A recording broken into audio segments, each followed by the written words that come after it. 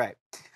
Let's talk a little bit about what happened today in that game, because at the end of it, C.J. Miles had one shot to win this game. Now, it didn't go in, so they lose game one. He missed that jumper with a mere seconds to go. Take a listen to what Miles and Paul George had to say after the loss.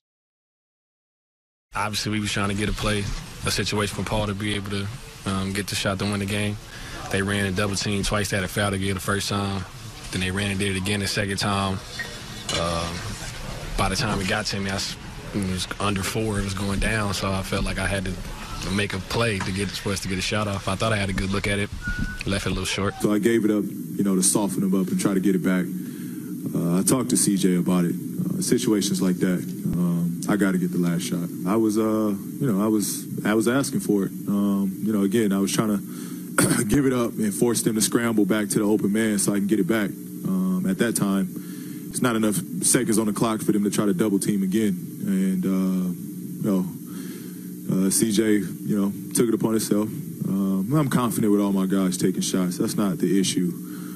But in that situation right there, I got to get that. It was nice that Paul valeted LeBron's car after the game, too.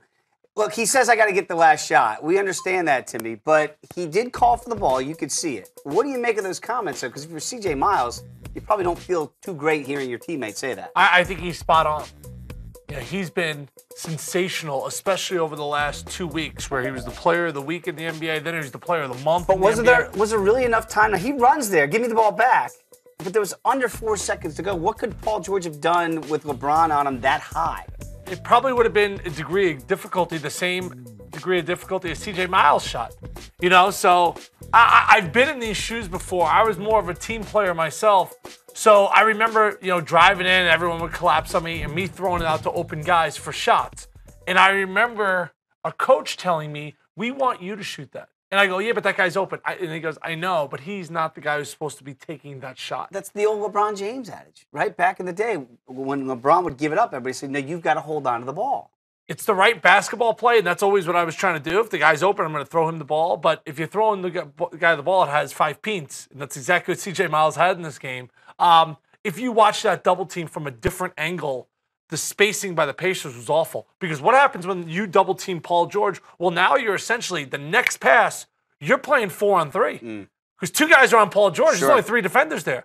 So the execution was horrible. Paul George, yes, he would have thrown back the ball. He was 6 feet behind the three-point line. But at the end of the day, I think Paul George is right. He's got to take that shot. What about before the double comes? Because initially at the top, when there's 10 seconds to go, he's matched up J.R. Smith just mano-a-mano. The double team he allowed to come. Could he have beaten the double team before LeBron got over there? I think it's easy for us to sit up here and go, oh, they could have done this, and that differently. I'm sure Paul George is thinking that. Yes, if he probably could have replayed it over again, he would have got the ball. Just go. But what you're trying to do is, especially on the road, you're down 1. Not give them the last shot. You're going to take the last shot. Yeah. So I get what they're coming from. If you watch, and that's why end-of-game situations, I am a big proponent of throwing a pass, but you got to make sure you're throwing it to a guy who is not averaging 10 points a game and only had 5 in this ball.